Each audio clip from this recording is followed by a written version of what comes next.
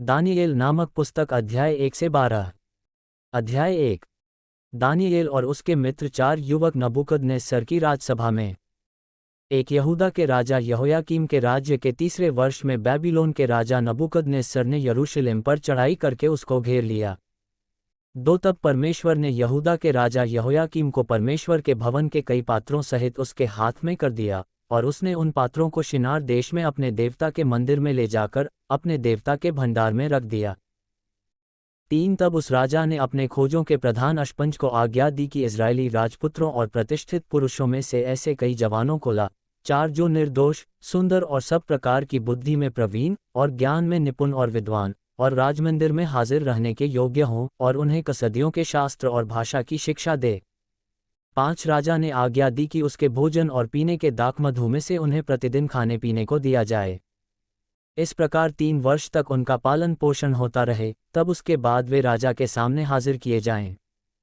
6 उनमें यहूदा की संतान से चुने हुए दानियेल, हनन्याह, मीशाएल और अजर्याह नामक यहूदी थे। 7 खोजों के प्रधान ने उनके दूसरे नाम रखे, अर्थात दानियेल का नाम उसने बेल्तशस्सर, हनन्याह का शद्रक, मीशाएल का मेशक और अजर्याह का नाम अबेदनगो रखा। 8 परंतु दानियेल ने अपने मन में ठान लिया कि वह राजा का भोजन खाकर और उसके पीने का दाखमधु पीकर अपवित्र न होए, इसलिए उसने खोजों के प्रधान से विनती की कि उसे अपवित्र न होना पड़े। 9 परमेश्वर ने खोजों के प्रधान के मन में दानियेल के प्रति कृपा और दया भर दी। 10 खोजों के प्रधान ने दानियेल से कहा, मैं अपने स्वामी राजा से डरता हूँ, क्योंकि तुम्हारा खाना पीना उसी ने ठहराया है। कहीं ऐसा न हो कि वह तेरा मुंह तेरे संग के जवानों से उतरा हुआ और उदास देखे और तुम मेरा सिर राजा के सामने जोखिम में डालो। 11 तब दानियेल ने उस मुखिए से, जिसको खोजों के प्रधान ने दानियेल, हनन्याह, मीशाएल और अजर्याह के ऊपर देखभाल करने के लिए नियुक्त किया था, कहा, 12 मैं तुझसे विनती करता हूँ कि अपने दासों को 10 दिन तक जांच, हमारे खाने के लिए सागपात और पीने के लिए पानी ही दिया जाए। 13 फिर 10 दिन के बाद हमारे मुंह और जो जवान राजा का भोजन खाते हैं उनके मुंह को देख, और जैसा तुझे देख पड़े उसी के अनुसार अपने दासों से व्यवहार करना। 14 उनकी यह विनती उसने मान ली और 10 दिन तक उनको जांचता रहा। 15 10 दिन के बाद उनके मुंह राजा के भोजन के खाने वाले सब जवानों से अधिक अच्छे और चिकने दिखाई पड़े। 16 तब वह मुखिया उनका भोजन और उनके पीने के लिए ठहराया हुआ दाखमधु दोनों छुड़ाकर उनको सागपात देने लगा। 17 परमेश्वर ने उन चारों जवानों को सब शास्त्रों और सब प्रकार की विद्याओं में बुद्धिमानी और प्रवीणता दी, और दानियेल सब प्रकार के दर्शन और स्वप्न के अर्थ का ज्ञानी हो गया। 18 तब जितने दिन के बाद नबूकदनेस्सर राजा ने जवानों को भीतर ले आने की आज्ञा दी थी, उतने दिनों के बीतने पर खोजों का प्रधान उन्हें उसके सामने ले गया। 19 राजा उनसे बातचीत करने लगा, और दानियेल, हनन्याह, मीशाएल और अजर्याह के तुल्य उन सब में से कोई न ठहरा, इसलिए वे राजा के सम्मुख हाजिर रहने लगे। 20 बुद्धि और हर प्रकार की समझ के विषय में जो कुछ राजा उनसे पूछता था उसमें वे राज्य भर के सब ज्योतिषियों और तंत्रियों से 10 गुने निपुण ठहरते थे। 21 और दानियेल कुस्रू राजा के पहले वर्ष तक बना रहा। अध्याय 2। नबूकदनेस्सर का स्वप्न।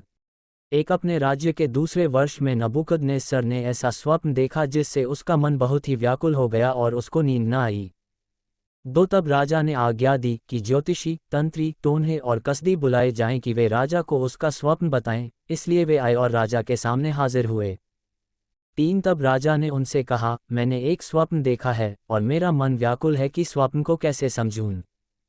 4 तब कसदियों ने राजा से अरामी भाषा में कहा, हे राजा, तू चिरंजीवी रहे। अपने दासों को स्वप्न बता और हम उसका फल बताएंगे। 5 राजा ने कसदियों को उत्तर दिया, मैं यह आज्ञा दे चुका हूं कि यदि तुम फल समेत स्वप्न को न बताओगे तो तुम टुकड़े टुकड़े किए जाओगे और तुम्हारे घर फुंकवा दिए जाएंगे। 6 पर यदि तुम फल समेत स्वप्न को बता दो तो मुझसे भांति भांति के दान और भारी प्रतिष्ठा पाओगे, इसलिए तुम मुझे फल समेत स्वप्न बताओ। 7 उन्होंने दूसरी बार कहा, हे राजा, स्वप्न तेरे दासों को बताया जाए और हम उसका फल समझा देंगे। 8 राजा ने उत्तर दिया, मैं निश्चय जानता हूं कि तुम यह देखकर कि राजा के मुंह से आज्ञा निकल चुकी है, समय बढ़ाना चाहते हो।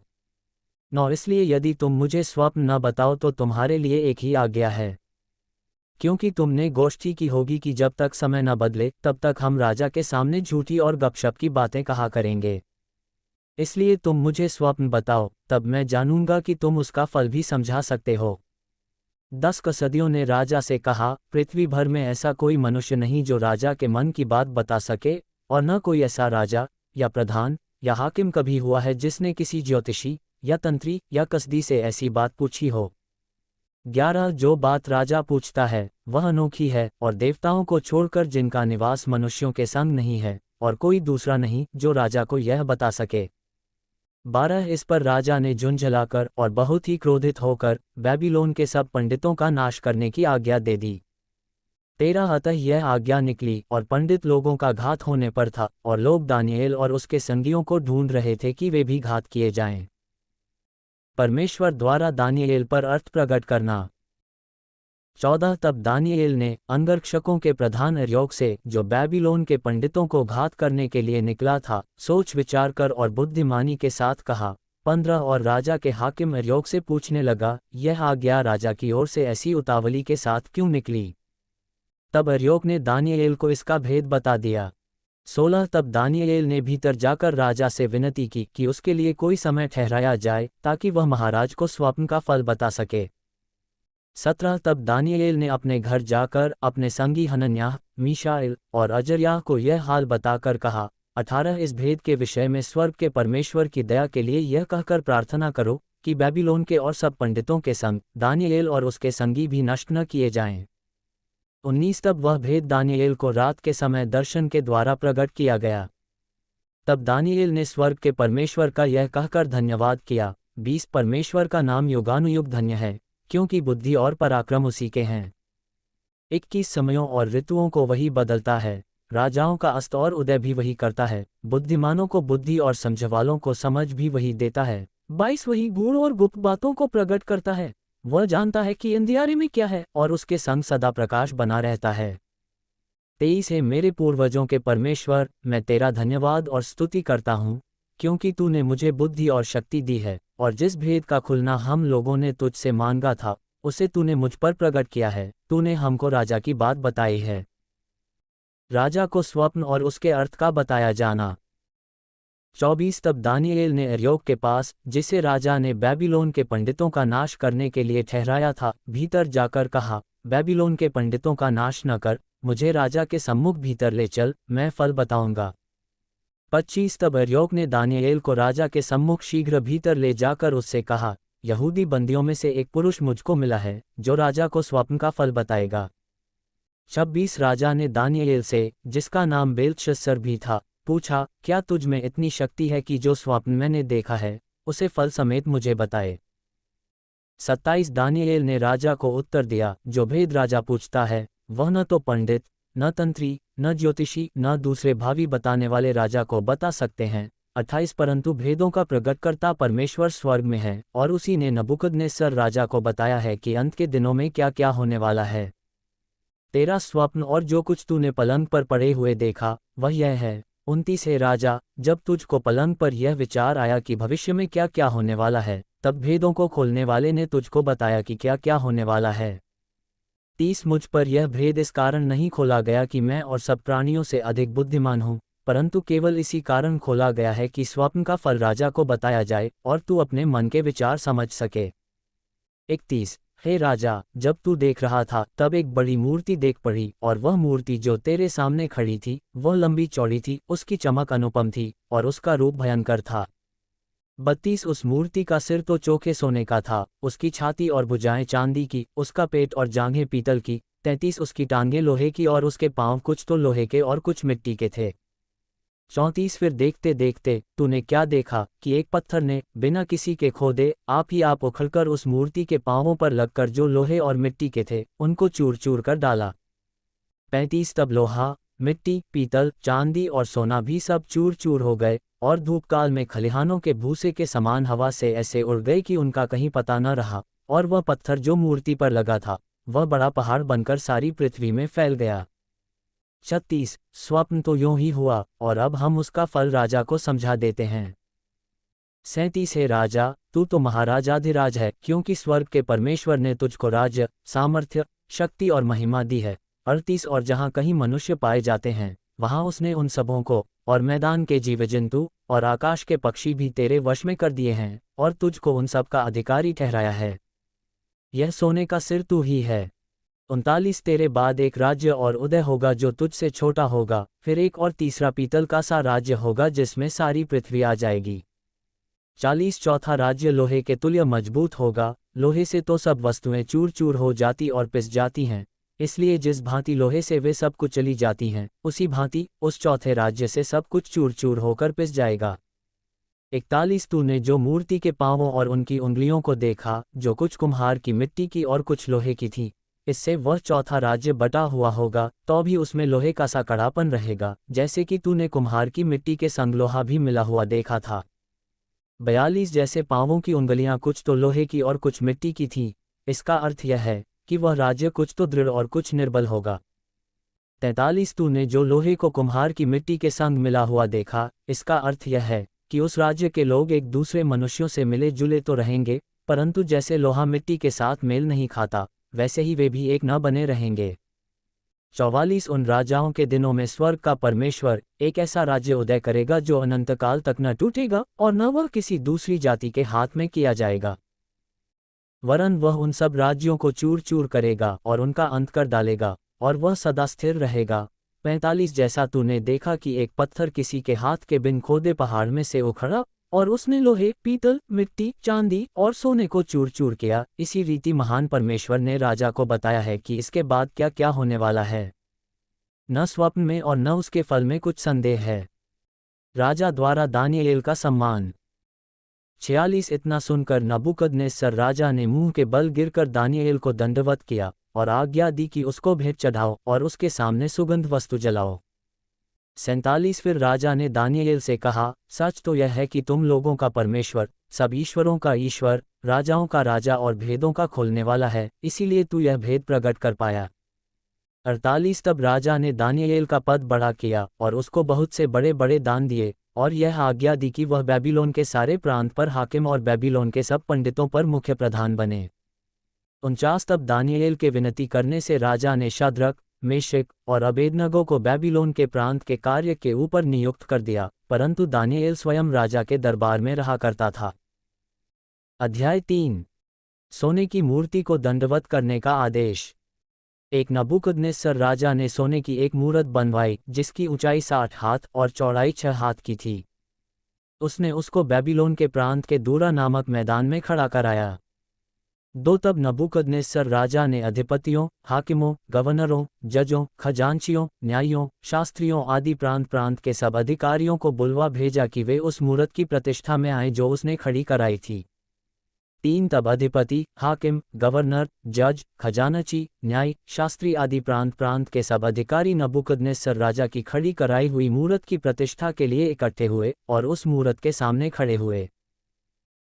4 तब ढिंढोरिये ने ऊंचे शब्द से पुकार कर कहा, हे देश देश और जाति जाति के लोगों और भिन्न भिन्न भाषा के बोलने वालों, तुमको यह आज्ञा सुनाई जाती है कि 5 जिस समय तुम नरसिंगे, बांसुली, वीणा, सारंगी, सितार, शहनाई आदि सब प्रकार के बाजों का शब्द सुनो, तुम उसी समय गिरकर नबूकदनेस्सर राजा की खड़ी कराई हुई सोने की मूरत को दंडवत करो। 6 जो कोई गिरकर दंडवत न करेगा वह उसी घड़ी धधकते हुए भट्ठे के बीच में डाल दिया जाएगा। 7 इस कारण उस समय ज्यों ही सब जाति के लोगों को नरसिंगे, बांसुली, वीणा, सारंगी, सितार, शहनाई आदि सब प्रकार के बाजों का शब्द सुन पड़ा, त्यों ही देश देश और जाति जाति के लोगों और भिन्न भिन्न भाषा बोलने वालों ने गिरकर उस सोने की मूरत को, जो नबूकदनेस्सर राजा ने खड़ी कराई थी, दंडवत की। दानियेल के साथियों पर आज्ञा उल्लंघन का आरोप। 8 उसी समय कई एक कसदी पुरुष राजा के पास गए और कपट से यहूदियों की चुगली खाए। 9 वे नबूकदनेस्सर राजा से कहने लगे, हे राजा, तू चिरंजीवी रहे। 10 हे राजा, तूने तो यह आज्ञा दी है कि जो मनुष्य नरसिंगे, बांसुली, वीणा, सारंगी, सितार, शहनाई आदि सब प्रकार के बाजों का शब्द सुने, वह गिरकर उस सोने की मूरत को दंडवत करे। 11 और जो कोई गिरकर दंडवत न करे वह धधकते हुए भट्ठे के बीच में डाल दिया जाए। 12 देख शद्रक, मेशक और अबेदनगो नामक कुछ यहूदी पुरुष हैं, जिन्हें तूने बेबीलोन के प्रांत के कार्य के ऊपर नियुक्त किया है। उन पुरुषों ने, हे राजा, तेरी आज्ञा की कुछ चिंता नहीं की, वे तेरे देवता की उपासना नहीं करते और जो सोने की मूरत तूने खड़ी कराई है उसको दंडवत नहीं करते। 13 तब नबूकदनेस्सर ने रोष और जलजलाहट में आकर आज्ञा दी कि शद्रक, मेशक और अबेदनगो को लाओ। तब वे पुरुष राजा के सामने हाजिर किए गए। 14 नबूकदनेस्सर ने उनसे पूछा, हे शद्रक, मेशक और अबेदनगो, तुम लोग जो मेरे देवता की उपासना नहीं करते और मेरी खड़ी कराई हुई सोने की मूरत को दंडवत नहीं करते, तो क्या तुम जानबूझकर ऐसा करते हो?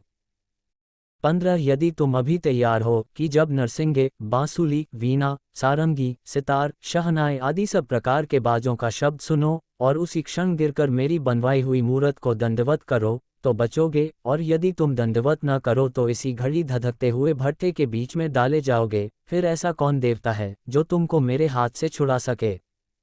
16 शद्रक, मेशक और अबेदनगो ने राजा से कहा, हे नबूकदनेस्सर, इस विषय में तुझे उत्तर देने का हमें कुछ प्रयोजन नहीं जान पड़ता।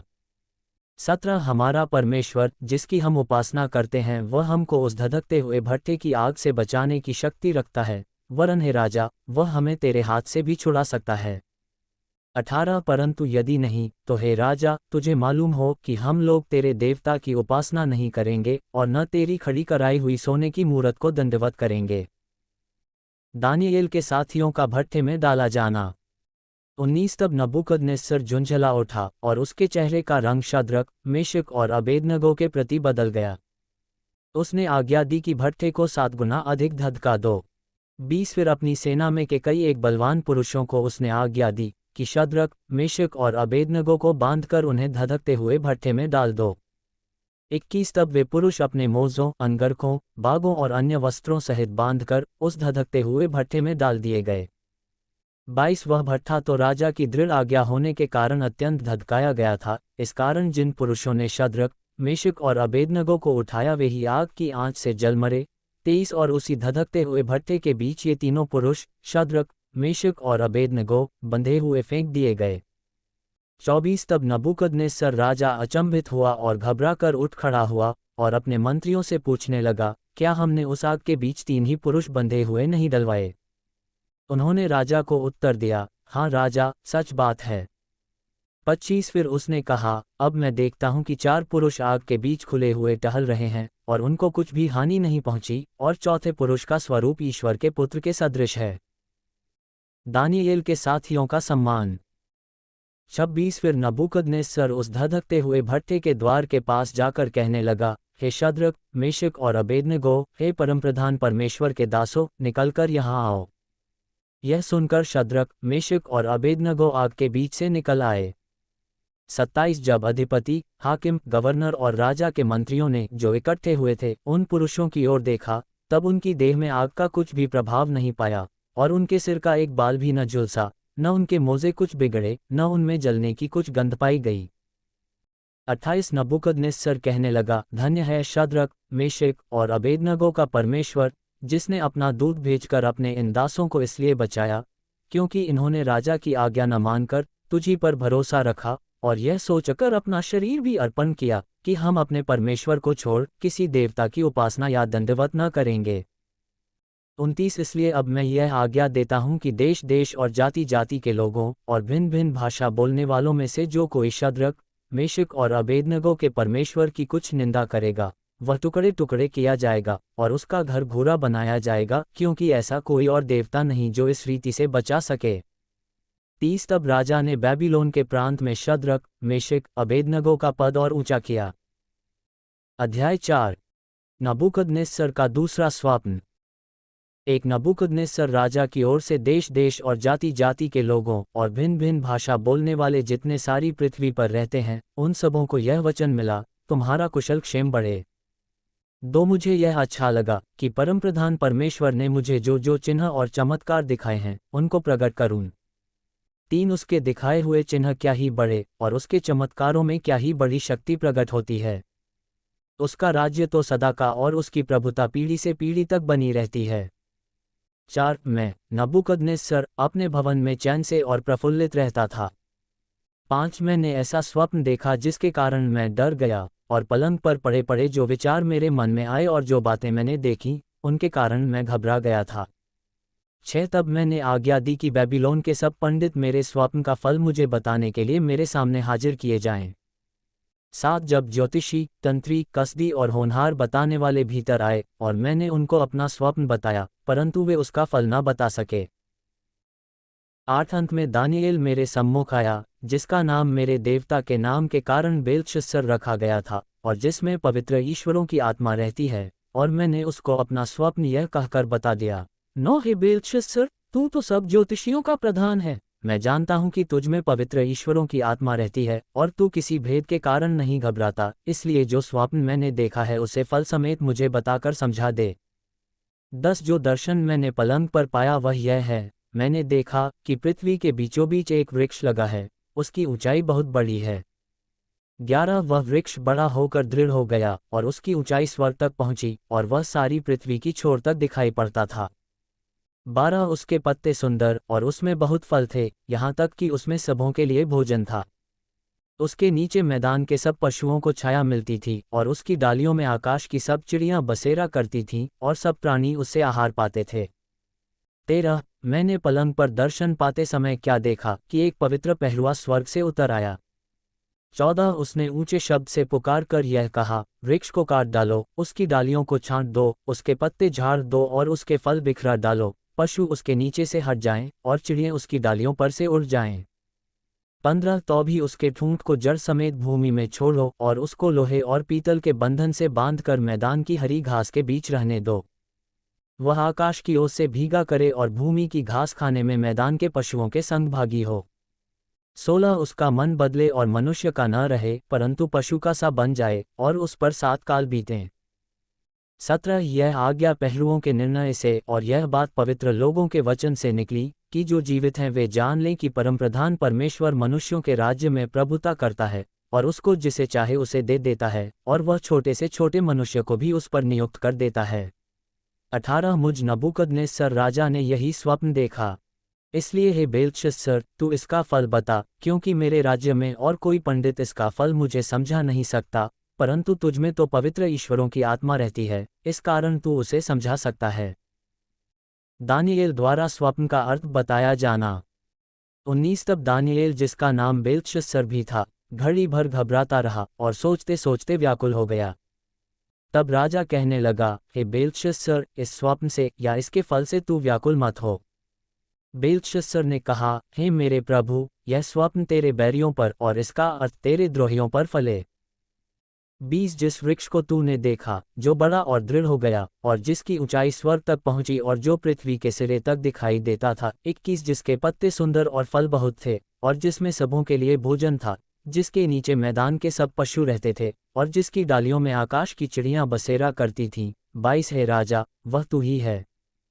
तू महान और सामर्थी हो गया, तेरी महिमा बड़ी और स्वर्ग तक पहुंच गई और तेरी प्रभुता पृथ्वी की छोर तक फैली है।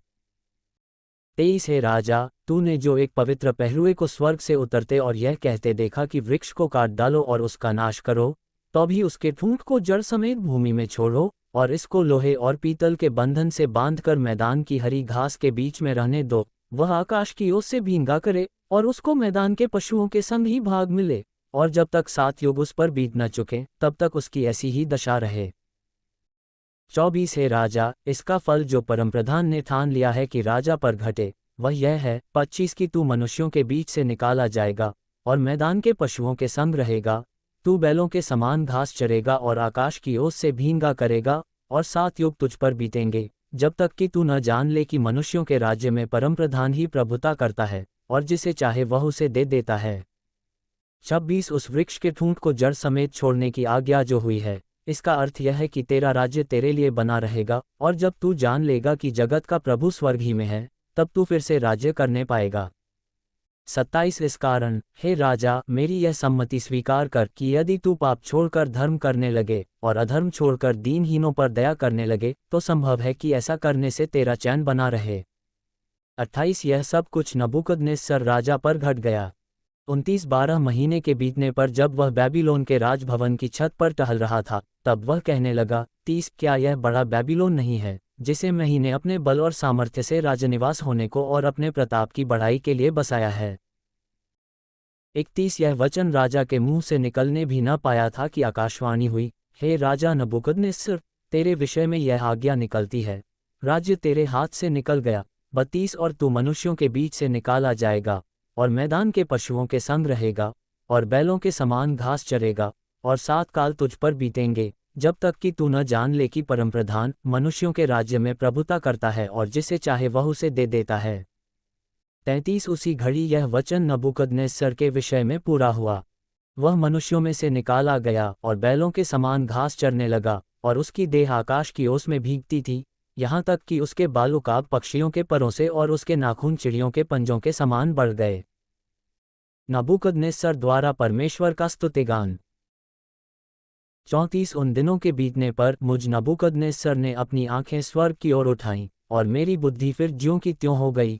तब मैंने परमप्रधान को धन्य कहा, और जो सदा जीवित है उसकी स्तुति और महिमा यह कहकर करने लगा, उसकी प्रभुता सदा की है, और उसका राज्य पीढ़ी से पीढ़ी तक बना रहने वाला है।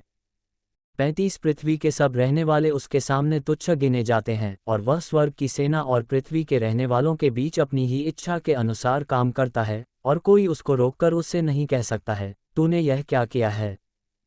36 उसी समय मेरी बुद्धि फिर ज्यों की त्यों हो गई, और मेरे राज्य की महिमा के लिए मेरा प्रताप और मुकुट मुझ पर फिर आ गया। मेरे मंत्री और प्रधान लोग मुझसे भेंट करने के लिए आने लगे, और मैं अपने राज्य में स्थिर हो गया, और मेरी और अधिक प्रशंसा होने लगी। 37 अब मैं नबूकदनेस्सर स्वर्ग के राजा को सराहता हूँ और उसकी स्तुति और महिमा करता हूँ, क्योंकि उसके सब काम सच्चे और उसके सब व्यवहार न्याय के हैं, और जो लोग घमंड से चलते हैं उन्हें वह नीचा कर सकता है।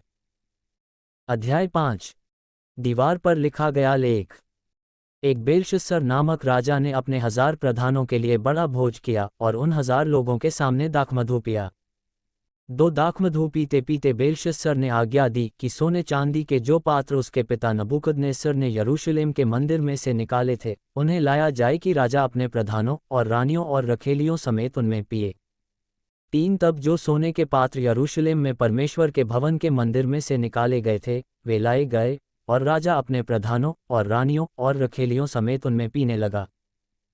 4 वे दाखमधु पी पीकर सोने, चांदी, पीतल, लोहे, काठ और पत्थर के देवताओं की स्तुति कर ही रहे थे। 5 की उसी घड़ी मनुष्य के हाथ की सी कई उंगलियां निकलकर दीवट के सामने राजमंदिर की दीवार के चूने पर कुछ लिखने लगीं, और हाथ का जो भाग लिख रहा था वह राजा को दिखाई पड़ा। 6 उसे देखकर राजा भयभीत हो गया, और वह मन ही मन घबरा गया, और उसकी कमर के जोड़ ढीले पड़ गए, और कांपते कांपते उसके घुटने एक दूसरे से टकराने लगे। 7 तब राजा ने ऊंचे शब्द से पुकारकर तंत्रियों, कसदियों और अन्य भावी बताने वालों को हाजिर करवाने की आज्ञा दी।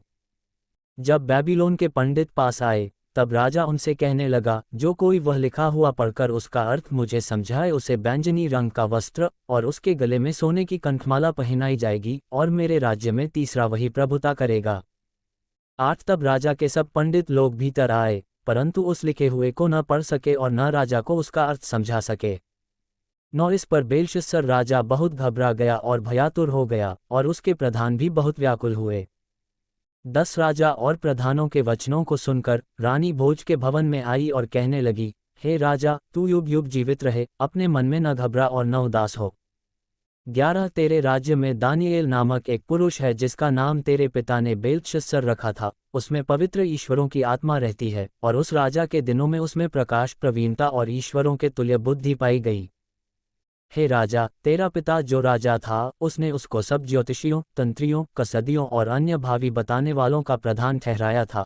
12 क्योंकि उसमें उत्तम आत्मा, ज्ञान और प्रवीणता, और स्वप्नों का फल बताने और पहेलियां खोलने और संदेह दूर करने की शक्ति पाई गई। इसलिए अब दानिएल बुलाया जाए और वह इसका अर्थ बताएगा। लेख का अर्थ बताया जाना। 13 तब दानिएल राजा के सामने भीतर बुलाया गया। राजा दानिएल से पूछने लगा, क्या तू वही दानिएल है जो मेरे पिता नबूकदनेस्सर राजा द्वारा यहूदा देश से लाए हुए यहूदी बंधुओं में से है। 14 मैंने तेरे विषय में सुना है कि ईश्वर की आत्मा तुझ में रहती है, और प्रकाश, प्रवीणता और उत्तम बुद्धि तुझ में पाई जाती है। 15 देख, अभी पंडित और तंत्री लोग मेरे सामने इसलिए लाए गए थे कि यह लिखा हुआ पढ़ें और उसका अर्थ मुझे बताएं, परंतु वे उस बात का अर्थ न समझा सके। 16 परंतु मैंने तेरे विषय में सुना है कि दानिएल भेद खोल सकता और संदेह दूर कर सकता है। इसलिए अब यदि तू उस लिखे हुए को पढ़ सके और उसका अर्थ भी मुझे समझा सके तो तुझे बैंजनी रंग का वस्त्र और तेरे गले में सोने की कंठमाला पहनाई जाएगी और राज्य में तीसरा तू ही प्रभुता करेगा। 17 दानियेल ने राजा से कहा, अपने दान अपने ही पास रख और जो बदला तू देना चाहता है वह दूसरे को दे। वो लिखी हुई बात मैं राजा को पढ़ सुनाऊंगा और उसका अर्थ भी तुझे समझाऊंगा।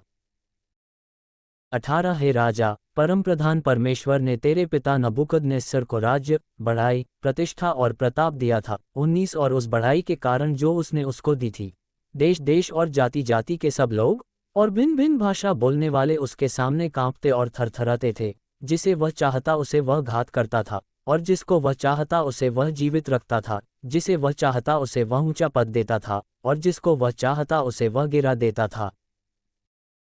20 परंतु जब उसका मन फूल उठा और उसकी आत्मा कठोर हो गई, यहाँ तक कि वह अभिमान करने लगा, तब वह अपने राजसिंहासन पर से उतारा गया और उसकी प्रतिष्ठा भंग की गई।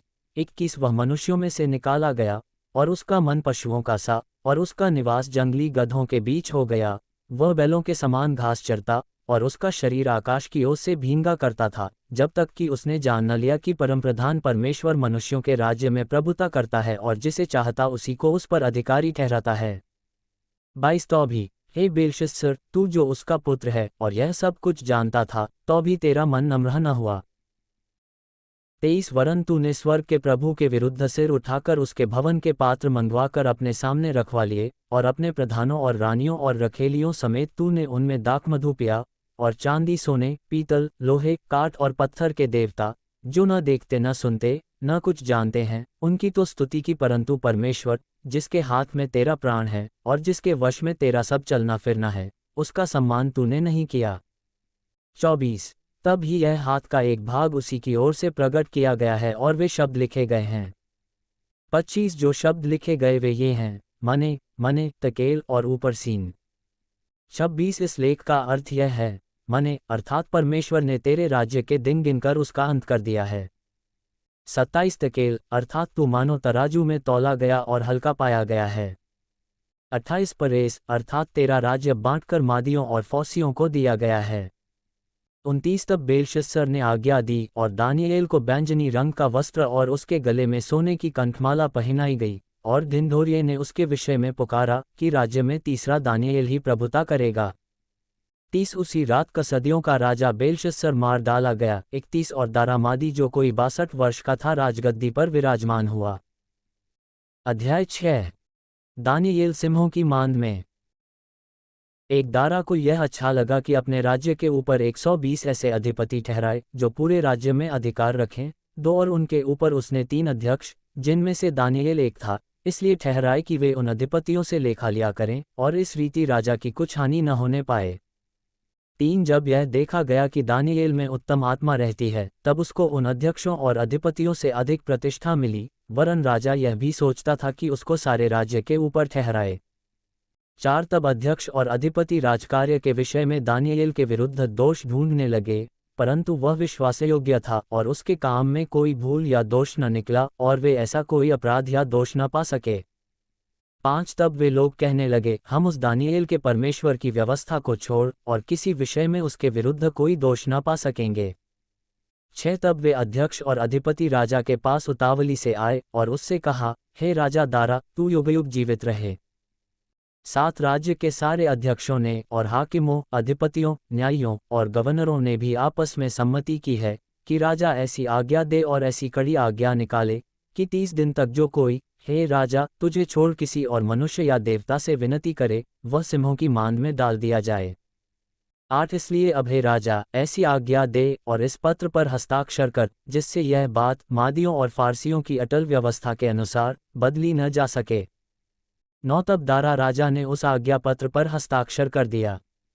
10 जब दानियेल को मालूम हुआ कि उस पत्र पर हस्ताक्षर किया गया है, तब वह अपने घर में गया जिसकी उपरौठी कोठरी की खिड़कियां यरूशलेम की ओर खुली रहती थीं, और अपनी रीति के अनुसार जैसा वह दिन में 3 बार अपने परमेश्वर के सामने घुटने टेककर प्रार्थना और धन्यवाद करता था, वैसा ही तब भी करता रहा। 11 तब उन पुरुषों ने उतावली से आकर दानियेल को अपने परमेश्वर के सामने विनती करते और गिड़गिड़ाते हुए पाया। 12 अतः वे राजा के पास जाकर उसकी राजाज्ञा के विषय में उससे कहने लगे, हे राजा, क्या तूने ऐसे आज्ञापत्र पर हस्ताक्षर नहीं किया कि 30 दिन तक जो कोई तुझे छोड़ किसी मनुष्य या देवता से विनती करेगा वह सिंहों की मांद में डाल दिया जाएगा। राजा ने उत्तर दिया, हाँ, मादियों और फारसियों की अटल व्यवस्था के अनुसार यह बात स्थिर है। 13 तब उन्होंने राजा से कहा, यहूदी बंदियों में से जो दानिएल है, उसने, हे राजा, न तो तेरी ओर कुछ ध्यान दिया और न तेरे हस्ताक्षर किए हुए आज्ञापत्र की ओर, वह दिन में 3 बार विनती किया करता है। 14 यह बात सुनकर राजा बहुत उदास हुआ और दानिएल को बचाने के उपाय सोचने लगा और सूर्य के अस्त होने तक उसे बचाने का यत्न करता रहा। 15 तब वे पुरुष राजा के पास उतावली से आकर कहने लगे, हे राजा, यह जान रख कि मादियों और फारसियों में यह व्यवस्था है कि जो निषेधाज्ञा या आज्ञा राजा ठहराए वह नहीं बदल सकती। 16 तब राजा ने आज्ञा दी और दानिएल को लाकर सिंहों की मांद में डाल दिया गया। उस समय राजा ने दानिएल से कहा, तेरा परमेश्वर जिसकी तू नित्य उपासना करता है वही तुझे बचाए। 17 तब एक पत्थर लाकर उस गड्ढे के मुंह पर रखा गया और राजा ने उस पर अपनी अंगूठी से और अपने प्रधानों की अंगूठियों से मुहर लगा दी कि दानिएल के विषय में कुछ बदलने ना पाए। 18 तब राजा अपने महल में चला गया और उस रात को बिना भोजन पड़ा रहा और उसके पास सुख विलास की कोई वस्तु नहीं पहुंचाई गई और उसे नींद भी नहीं आई। 19 भोर को पौ फटते ही राजा उठा और सिंहों के गड्ढे की ओर फुर्ती से चला गया। 20 जब राजा गड्ढे के निकट आया तब शोकभरी वाणी से चिल्लाने लगा और दानिएल से कहा, हे दानिएल, हे जीवते परमेश्वर के दास, क्या तेरा परमेश्वर जिसकी तू नित्य उपासना करता है तुझे सिंहों से बचा सका है? 21 तब दानिएल ने राजा से कहा, हे राजा, तू युगयुग जीवित रहे। 22 मेरे परमेश्वर ने अपना दूत भेजकर सिंहों के मुंह को ऐसा बंद कर रखा कि उन्होंने मेरी कुछ भी हानि नहीं की। इसका कारण यह है कि मैं उसके सामने निर्दोष पाया गया और हे राजा, तेरे सम्मुख भी मैंने कोई भूल नहीं की। 23 तब राजा ने बहुत आनंदित होकर दानिएल को गड्ढे में से निकालने की आज्ञा दी। अतः दानिएल गड्ढे में से निकाला गया और उस पर हानि का कोई चिन्ह न पाया गया, क्योंकि वह अपने परमेश्वर पर विश्वास रखता था। 24 तब राजा ने आज्ञा दी कि जिन पुरुषों ने दानिएल की चुगली खाई थी वे अपने अपने बाल बच्चों और स्त्रियों समेत लाकर सिंहों के गड्ढे में डाल दिए जाएं, और वे गड्ढे की पैदी तक भी न पहुंचे कि सिंहों ने उन पर झपटकर सब हड्डियों समेत उनको चबा डाला। 25 तब दारा राजा ने सारी पृथ्वी के रहने वाले देश देश और जाति जाति के सब लोगों और भिन्न भिन्न भाषा बोलने वालों के पास यह लिखा, तुम्हारा बहुत कुशल हो। 26 मैं यह आज्ञा देता हूं कि जहां जहां मेरे राज्य का अधिकार है वहां के लोग दानिएल के परमेश्वर के सम्मुख कांपते और थरथराते रहें, क्योंकि जीवता और युगानुयुग तक रहने वाला परमेश्वर वही है, उसका राज्य अविनाशी और उसकी प्रभुता सदा स्थिर रहेगी। 27 जिसने दानिएल को सिंहों से बचाया है वही बचाने और छुड़ाने वाला है और स्वर्ग में और पृथ्वी पर चिन्हों और चमत्कारों का प्रकट करने वाला है। 28 इस प्रकार दानिएल, दारा और कुस्रू फारसी दोनों के राज्य के दिनों में सुख चैन से रहा। अध्याय 7 दानिएल द्वारा अपने दर्शनों का वर्णन। 4 पशु। एक बैबीलोन के राजा बेलशस्सर के पहले वर्ष में दानिएल ने पलंग पर स्वप्न और दर्शन देखे। तब उसने वह स्वप्न लिखा और बातों का सारांश भी वर्णन किया। 2 दानिएल ने यह कहा, मैंने रात को यह स्वप्न देखा कि महासागर पर चारों ओर आंधी चलने लगी।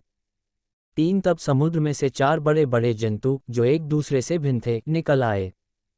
4 पहला जंतु सिंह के समान था और उसके पंखों काब के से थे। मेरे देखते देखते उसके पंखों के पर नोचे गए और वह भूमि पर से उठाकर मनुष्य के समान पांवों के बल खड़ा किया गया और उसको मनुष्य का हृदय दिया गया। 5 फिर मैंने एक और जंतु देखा जो रीछ के समान था और एक पांजर के बल उठा हुआ था और उसके मुंह में दांतों के बीच 3 पसलियां थीं और लोग उससे कह रहे थे, उठकर बहुत मांस खा। 6 इसके बाद मैंने दृष्टि की और देखा कि चीते के समान एक और जंतु है जिसकी पीठ पर पक्षी के से 4 पंख हैं और उस जंतु के 4 सिर थे और उसको अधिकार दिया गया।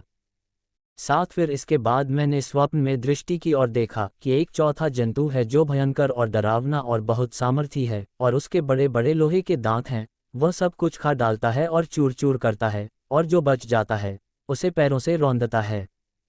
वह सब पहले जंतुओं से भिन्न है और उसके 10 सींग हैं। 8 मैं उन सींगों को ध्यान से देख रहा था तो क्या देखा कि उनके बीच एक और छोटा सा सींग निकला और उसके बल से उन पहले सींगों में से 3 उखाड़े गए फिर मैंने देखा कि इस सींग में मनुष्य की सी आंखें और बड़ा बोलने वाला मुंह भी है। सदा काल तक रहने वाले का दर्शन। 9। मैंने देखते देखते अंत में क्या देखा कि सिंहासन रखे गए और कोई अति प्राचीन विराजमान हुआ। उसका वस्त्र हिमसा उजला और सिर के बाल निर्मल ऊन सरीखे थे। उसका सिंहासन अग्नि में और उसके पहिए धधकती हुई आग के से दिखाई पड़ते थे। 10। उस प्राचीन के सम्मुख से आग की धारा निकलकर बह रही थी। फिर हजारों हजार लोग उसकी सेवा टहल कर रहे थे और लाखों लाख लोग उसके सामने हाजिर थे। फिर न्यायी बैठ गए और पुस्तकें खोली गईं। 11। उस समय उस सीन का बड़ा बोल सुनकर मैं देखता रहा और देखते देखते अंत में देखा कि वह जंतु घात किया गया और उसका शरीर धधकती हुई आग से भस्म किया गया। 12। शेष जंतुओं का अधिकार ले लिया गया परंतु उनका प्राण कुछ समय के लिए बचाया गया। 13। मैंने रात में स्वप्न में देखा और देखो मनुष्य के संतान सा कोई आकाश के बादलों समेत आ रहा था और वह उस अति प्राचीन के पास पहुंचा और उसको वे उसके समीप लाए। 14। तब उसको ऐसी प्रभुता, महिमा और राज्य दिया गया कि देश देश और जाति जाति के लोग और भिन्न भिन्न भाषा बोलने वाले सब उसके अधीन हो। उसकी प्रभुता सदा तक अटल और उसका राज्य अविनाशी ठहरा। पशुओं का अर्थ। 15। मुझ दानियेल का मन विकल हो गया और जो कुछ मैंने देखा था उसके कारण मैं घबरा गया। 16। तब जो लोग पास खड़े थे उनमें से एक के पास जाकर मैंने उन सारी बातों का भेद पूछा। उसने यह कहकर मुझे उन बातों का अर्थ बताया। 17। उन 4 बड़े बड़े जंतुओं का अर्थ 4 राज्य हैं जो पृथ्वी पर उदय होंगे। 18। परंतु परमप्रधान के पवित्र लोग राज्य को पाएंगे और युगानुयुग उसके अधिकारी बने रहेंगे। 19। तब मेरे मन में यह इच्छा हुई कि उस चौथे जंतु का भेद भी जान लूं जो अन्य तीनों से भिन्न और अति भयंकर था और जिसके दांत लोहे के और नख पीतल के थे। वह सब कुछ खा डालता और चूर चूर करता और बचे हुए को पैरों से रौंद डालता था। 20। फिर उसके सिर में के 10 सींगों का भेद और जिस नए सींग के निकलने से 3 सींग गिर गए, अर्थात जिस सींग की आंखें और बड़ा बोलने वाला मुंह और सब अन्य सींगों से अधिक भयंकर था, उसका भी भेद जानने की मुझे इच्छा हुई। 21। फिर मैंने देखा था कि वह सींग पवित्र लोगों के संग लड़ाई करके उन पर उस समय तक प्रबल भी हो गया। 22। जब तक वह अति प्राचीन न आया और परमप्रधान के पवित्र लोग न्याय न ठहरे और उन पवित्र लोगों के राज्याधिकारी होने का समय न आ पहुंचा। 23। उसने कहा, उस चौथे जंतु का अर्थ 1/4 राज्य है जो पृथ्वी पर होकर और सब राज्यों से भिन्न होगा और सारी पृथ्वी का नाश करेगा और दांव कर चूर चूर करेगा। 24। उन 10 सींगों का अर्थ यह है कि उस राज्य में से 10 राजा उठेंगे और उनके बाद उन पहिलों से भिन्न एक और राजा उठेगा जो 3 राजाओं को गिरा देगा। 25। और वह परमप्रधान के विरुद्ध बातें कहेगा और परमप्रधान के पवित्र लोगों को पीस डालेगा और समयों और व्यवस्था के बदल देने की आशा करेगा, वरन 3.5 काल तक वे सब उसके वश में कर दिए जाएंगे। 26। परंतु तब न्याय बैठेंगे और उसकी प्रभुता छीनकर मिटाए और नष्ट की जाएगी, यहाँ तक कि उसका अंत ही हो जाएगा।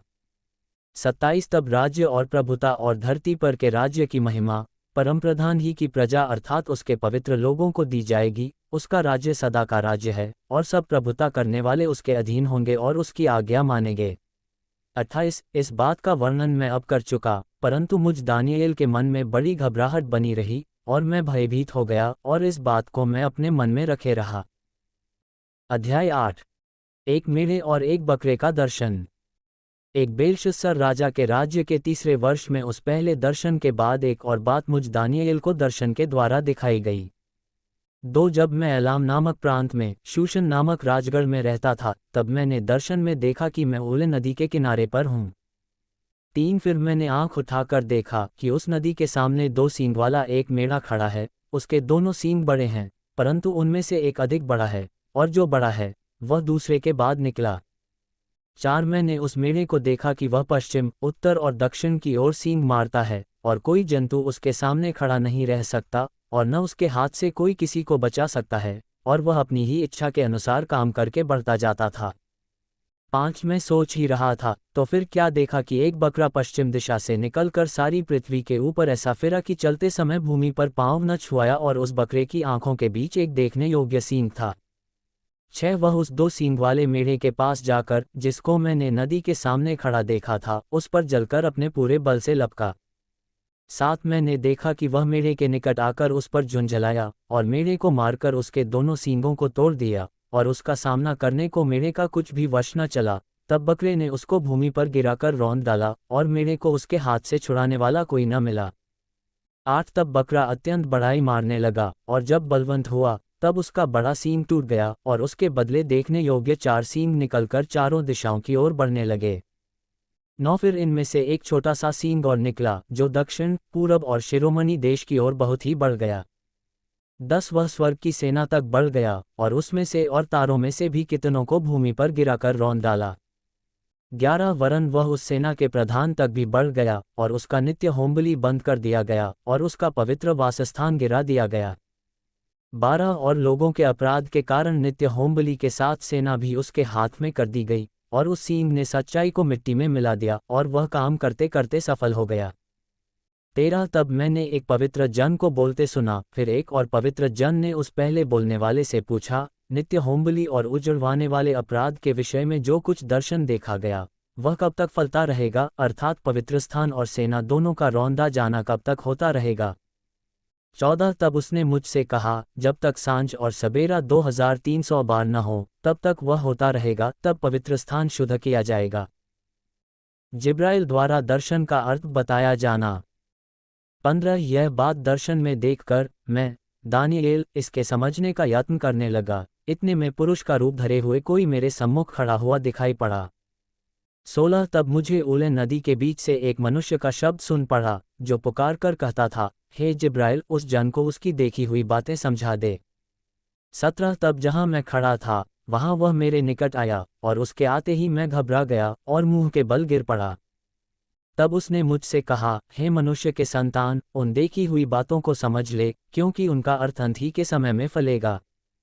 18 जब वह मुझसे बातें कर रहा था तब मैं अपना मुंह भूमि की ओर किए हुए भारी नींद में पड़ा था, परंतु उसने मुझे छूकर सीधा खड़ा कर दिया। 19 तब उसने कहा, क्रोध भड़कने के अंत के दिनों में जो कुछ होगा वह मैं तुझे बताता हूँ, क्योंकि अंत के ठहराए हुए समय में वह सब पूरा हो जाएगा। 20 जो 2 सींग वाला मेढ़ा तूने देखा है, उसका अर्थ मादियों और फारसियों के राज्य से है।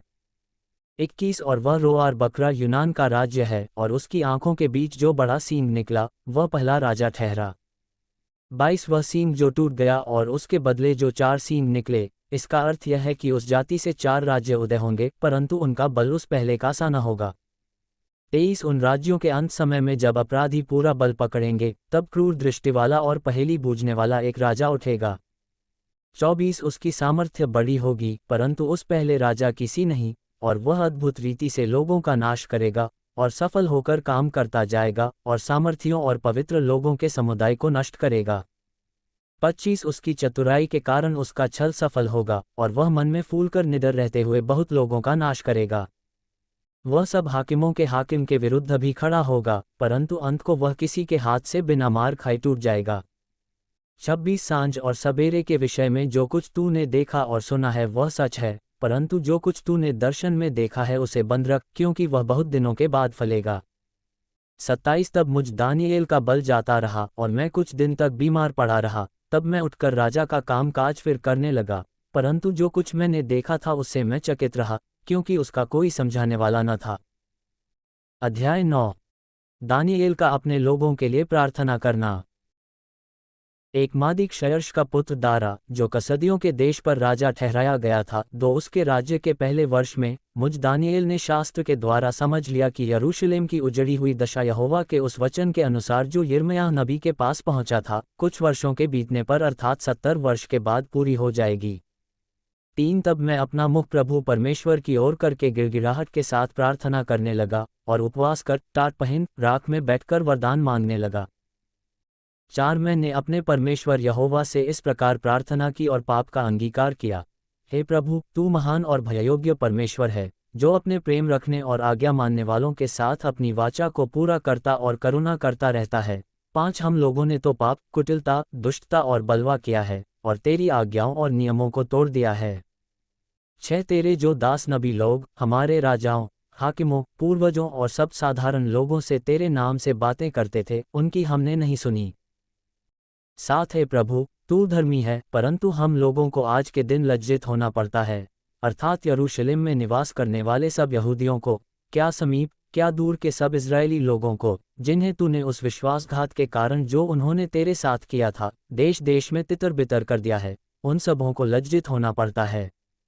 8 हे यहोवा, हम लोगों ने अपने राजाओं, हाकिमों और पूर्वजों समेत तेरे विरुद्ध पाप किया है, इस कारण हमको लज्जित होना पड़ता है। 9 परंतु यद्यपि हम अपने परमेश्वर प्रभु से फिर गए, तो भी तू दयासागर और क्षमा की खान है। 10 हम तो अपने परमेश्वर यहोवा की शिक्षा सुनने पर भी उस पर नहीं चले जो उसने अपने दास नबियों से हमको सुनाई। 11 वरन सब इस्राएलियों ने तेरी व्यवस्था का उल्लंघन किया और ऐसे हट गए कि तेरी नहीं सुनी। इस कारण जिस शाप की चर्चा परमेश्वर के दास मूसा की व्यवस्था में लिखी हुई है, वह शाप हम पर घट गया, क्योंकि हमने उसके विरुद्ध पाप किया है। 12 इसलिए उसने हमारे और न्यायियों के विषय जो वचन कहे थे, उन्हें हम पर बड़ी विपत्ति डालकर पूरा किया है, यहाँ तक कि जैसी विपत्ति यरूशलेम पर पड़ी है, वैसी सारी धरती पर और कहीं नहीं पड़ी। 13 जैसे मूसा की व्यवस्था में लिखा है, वैसे ही यह सारी विपत्ति हम पर आ पड़ी है, तो भी हम अपने परमेश्वर यहोवा को मनाने के लिए न तो अपने अधर्म के कामों से फिरे और न तेरी सत्य बातों पर ध्यान दिया। 14 इस कारण यहोवा ने सोच विचार कर हम पर विपत्ति डाली है, क्योंकि हमारा परमेश्वर यहोवा जितने काम करता है उन सबों में धर्मी ठहरता है, परंतु हमने उसकी नहीं सुनी। 15 अब हे हमारे परमेश्वर, हे प्रभु, तूने अपनी प्रजा को मिस्र देश से बली हाथ के द्वारा निकाल लाया और अपना ऐसा बड़ा नाम किया, जो आज तक प्रसिद्ध है, परंतु हमने पाप किया है और दुष्टता ही की है। 16 हे प्रभु, हमारे पापों और हमारे पुरखाओं के अधर्म के कामों के कारण यरूशलेम की और तेरी प्रजा की, हमारे आसपास के सब लोगों की ओर से नामधराई हो रही है, तो भी तू अपने सब धर्म के कामों के कारण अपना क्रोध और जलजलाहट अपने नगर यरूशलेम पर से उतार दे, जो तेरे पवित्र पर्वत पर बसा है। 17 हे हमारे परमेश्वर, अपने दास की प्रार्थना और गिड़गिड़ाहट सुनकर अपने उजड़े हुए पवित्र स्थान पर अपने मुख का प्रकाश चमका, हे प्रभु, अपने नाम के निमित्त यह कर। 18 हे मेरे परमेश्वर, कान लगाकर सुन, आंख खोलकर हमारी उजड़ी हुई दशा और उस नगर को भी देख जो तेरा कहलाता है, क्योंकि हम जो तेरे सामने गिड़गिड़ाकर प्रार्थना करते हैं, वह अपने धर्म के कामों पर नहीं, वरन तेरी बड़ी दया ही के कामों पर भरोसा रखकर करते हैं। 19 हे प्रभु, सुन ले, हे प्रभु, पाप क्षमा कर, हे प्रभु, ध्यान देकर जो करना है उसे कर, विलंब न कर, हे मेरे परमेश्वर, तेरा नगर और तेरी प्रजा तेरी ही कहलाती है, इसलिए अपने नाम के निमित्त ऐसा ही कर। जिब्राइल का भविष्यद्वाणी को समझाना। 20 इस प्रकार मैं प्रार्थना करता और अपने इज़राइली जाति भाइयों के पाप का अंगीकार करता हुआ, अपने परमेश्वर यहोवा के सम्मुख उसके पवित्र पर्वत के लिए गिड़गिड़ाकर विनती करता ही था। 21 तब वह पुरुष जिब्राइल जिसे मैंने उस समय देखा जब मुझे पहले दर्शन हुआ था, उसने वेग से उड़ने की आज्ञा पाकर सांझ के अन्नबलि के समय मुझको छू लिया और मुझे समझाकर मेरे साथ बातें करने लगा। 22 उसने मुझसे कहा, हे दानिएल, मैं तुझे बुद्धि और प्रवीणता देने को अभी निकल आया हूँ। 23 जब तू गिड़गिड़ा कर विनती करने लगा, तब ही इसकी आज्ञा निकली, इसलिए मैं तुझे बताने आया हूँ, क्योंकि तू अति प्रिय ठहरा है, इसलिए उस विषय को समझ ले और दर्शन की बात का अर्थ जान ले। 24 तेरे लोगों और तेरे पवित्र नगर के लिए 70 सप्ताह ठहराए गए हैं कि उनके अंत तक अपराध का होना बंद हो, और पापों का अंत और अधर्म का प्रायश्चित किया जाए, और युग युग की धार्मिकता प्रकट हो, और दर्शन की बात पर और भविष्यद्वाणी पर छाप दी जाए, और परम पवित्र का अभिषेक किया जाए। 25 इसलिए यह जान और समझ ले कि यरूशलेम को फिर बसाने की आज्ञा के निकलने से लेकर अभिषिक्त प्रधान के समय तक 7 सप्ताह बीतेंगे। फिर 62 सप्ताहों के बीतने पर चौक और खाई समेत वह नगर कष्ट के समय में फिर बसाया जाएगा। 26 उन 62 सप्ताहों के बीतने पर अभिषिक्त पुरुष काटा जाएगा, और उसके हाथ कुछ न लगेगा, और आने वाले प्रधान की प्रजा नगर और पवित्र स्थान को नष्ट तो करेगी, परंतु उस प्रधान का अंत ऐसा होगा जैसा बाढ़ से होता है, तो भी उसके अंत तक लड़ाई होती रहेगी, क्योंकि उसका उजड़ जाना निश्चय ठान लिया गया है। 27 वह प्रधान 1 सप्ताह के लिए बहुतों के संग दृढ़ वाचा बांधेगा, परंतु आधे ही सप्ताह के बीतने पर वह मेलबली और अन्नबलि को बंद करेगा, और कंगूरे पर उजाड़ने वाली घृणित वस्तुएं दिखाई देंगी, और निश्चय ही ठनी हुई बात के समाप्त होने तक परमेश्वर का क्रोध उजाड़ने वाले पर पड़ा रहेगा। उद्धरण चिन्ह। अध्याय 10 दानिएल को नदी किनारे मिला दर्शन।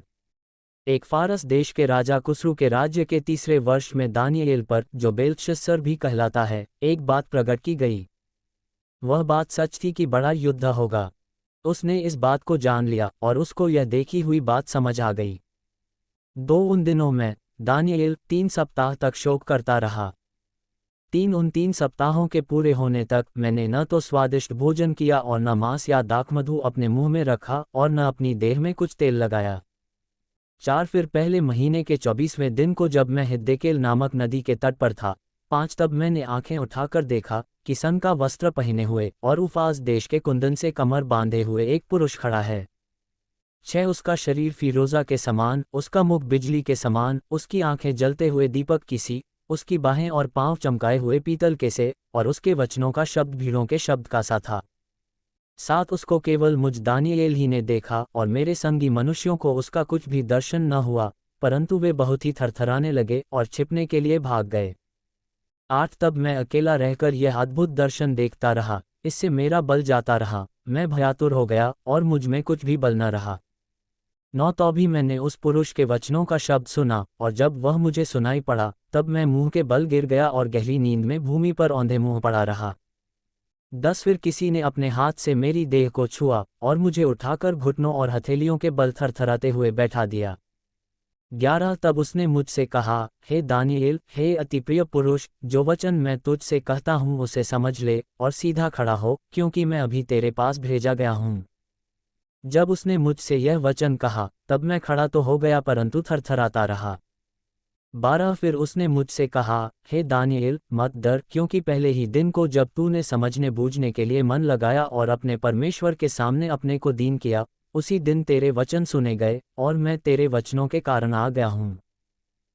13 फारस के राज्य का प्रधान 21 दिन तक मेरा सामना किए रहा, परंतु मीकाएल जो मुख्य प्रधानों में से है, वह मेरी सहायता के लिए आया, इसलिए मैं फारस के राजाओं के पास रहा।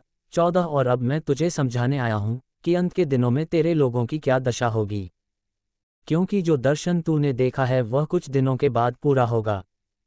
15 जब वह पुरुष मुझसे ऐसी बातें कह चुका तब मैंने भूमि की ओर मुँह किया और चुप रह गया। 16 तब मनुष्य के संतान के समान किसी ने मेरे ओंठ छुए और मैं मुँह खोलकर बोलने लगा। जो मेरे सामने खड़ा था उससे मैंने कहा, हे मेरे प्रभु, दर्शन की बातों के कारण मुझको पीड़ा सी उठी और मुझ में कुछ भी बल नहीं रहा। 17 इसलिए प्रभु का दास अपने प्रभु के साथ कैसे बातें कर सके, क्योंकि मेरी देह में न तो कुछ बल रहा और न कुछ सांस ही रह गई।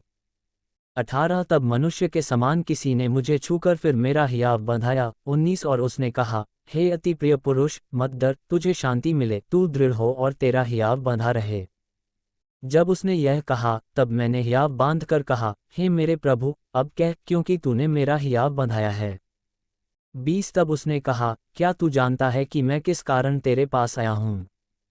अब मैं फारस के प्रधान से लड़ने को लौटूंगा और जब मैं निकलूंगा तब यूनान का प्रधान आएगा। 21 जो कुछ सच्ची बातों से भरी हुई पुस्तक में लिखा हुआ है वह मैं तुझे बताता हूँ। उन प्रधानों के विरुद्ध तुम्हारे प्रधान मीकाएल को छोड़ मेरे संग स्थिर रहने वाला और कोई भी नहीं है। अध्याय 11।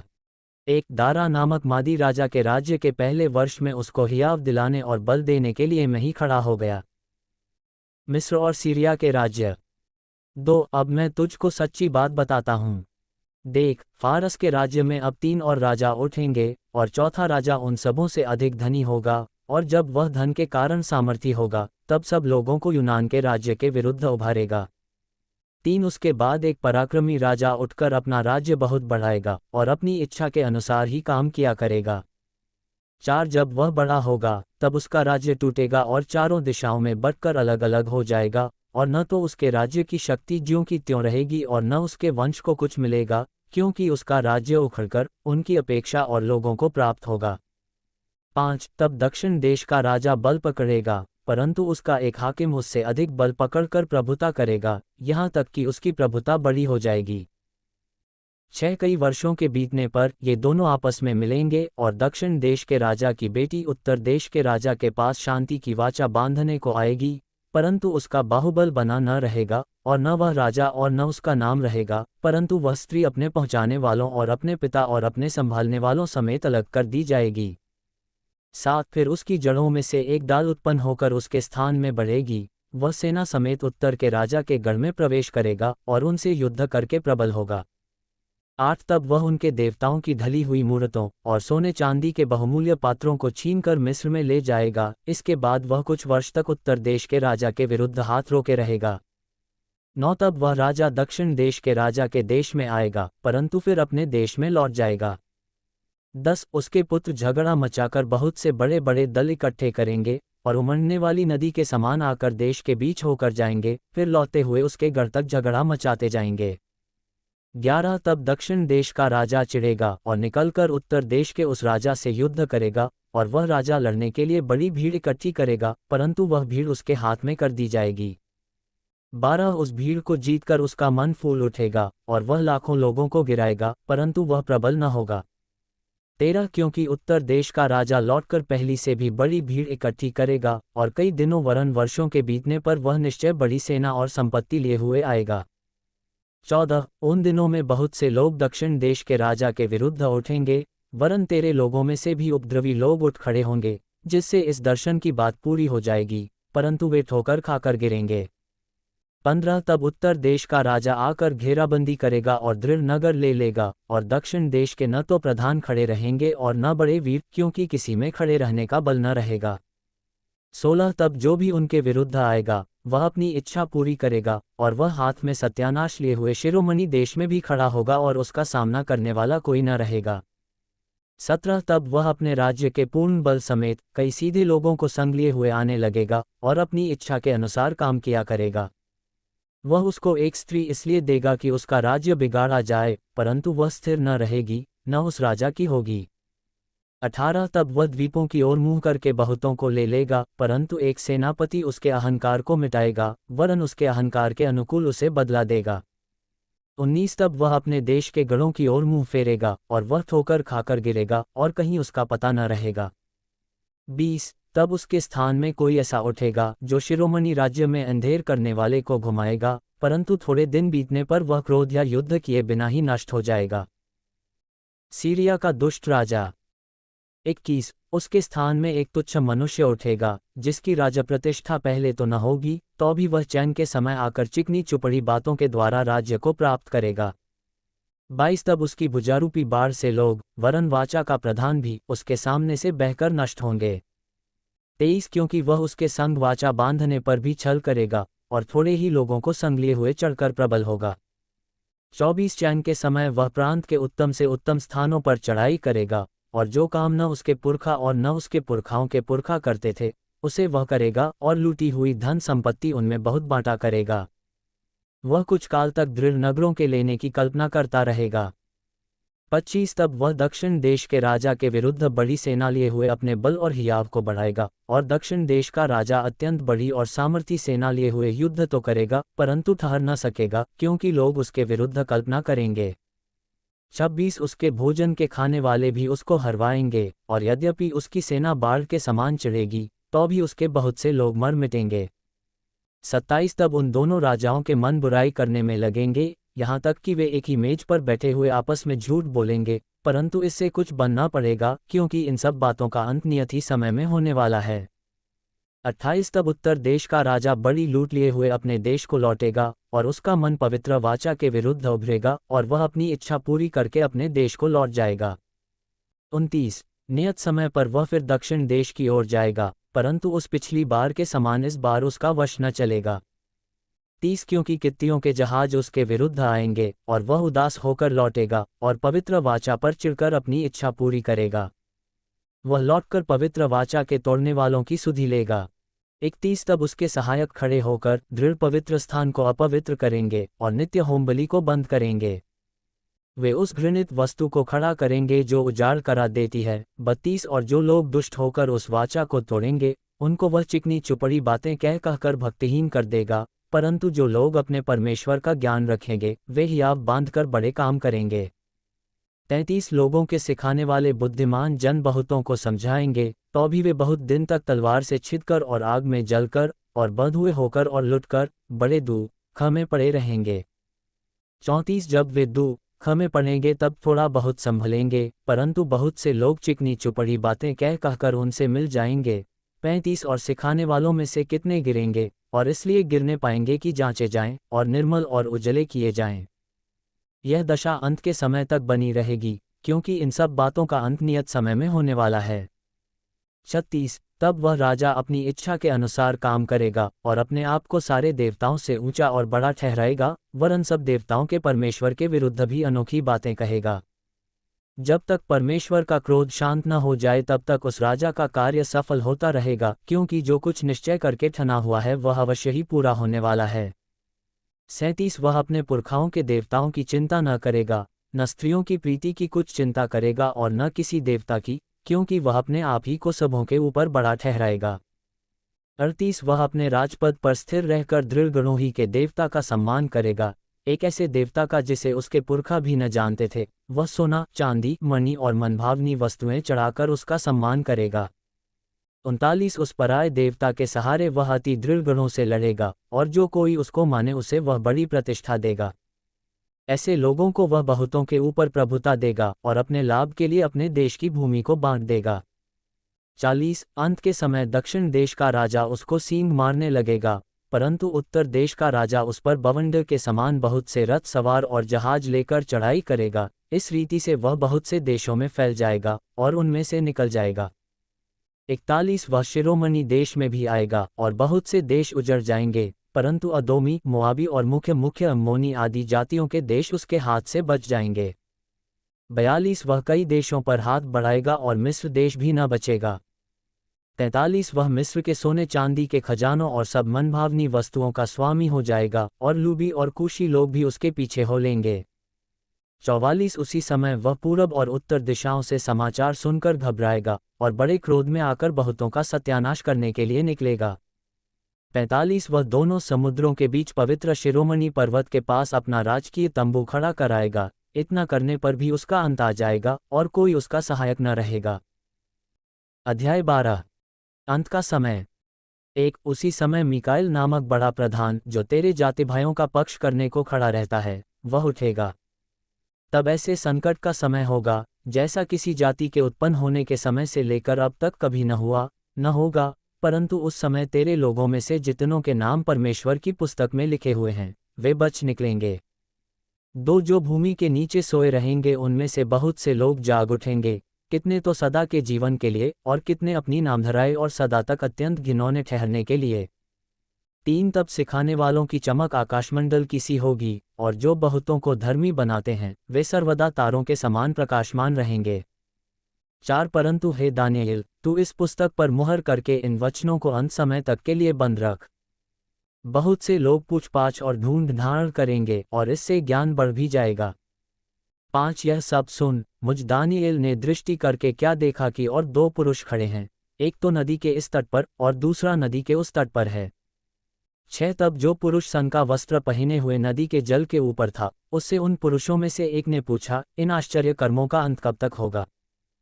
7 तब जो पुरुष सन का वस्त्र पहने हुए नदी के जल के ऊपर था, उसने मेरे सुनते दाहिना और बायां अपने दोनों हाथ स्वर्ग की ओर उठाकर सदा जीवित रहने वाले की शपथ खाकर कहा, यह दशा 3.5 काल तक ही रहेगी, और जब पवित्र प्रजा की शक्ति टूटते टूटते समाप्त हो जाएगी तब ये सब बातें पूरी होंगी। 8 यह बात मैं सुनता तो था परंतु कुछ न समझा। तब मैंने कहा, हे मेरे प्रभु, इन बातों का अंतफल क्या होगा। 9 उसने कहा, हे दानियेल, चला जा, क्योंकि ये बातें अंत समय के लिए बंद हैं और इन पर मुहर दी हुई है। 10 बहुत से लोग तो अपने अपने को निर्मल और उजले करेंगे और स्वच्छ हो जाएंगे, परंतु दुष्ट लोग दुष्टता ही करते रहेंगे, और दुष्टों में से कोई ये बातें न समझेगा, परंतु जो बुद्धिमान हैं वे ही समझेंगे। 11 जब से नित्य होमबलि उठाई जाएगी और वह घिनौनी वस्तु जो उजाड़ करा देती है स्थापित की जाएगी, तब से 1290 दिन बीतेंगे। 12 क्या ही धन्य है वह जो धीरज धरकर 1335 दिन के अंत तक भी पहुँचे। 13 अब तू जाकर अंत तक ठहरा रह और तू विश्राम करता रहेगा, और उन दिनों के अंत में तू अपने निज भाग पर खड़ा होगा।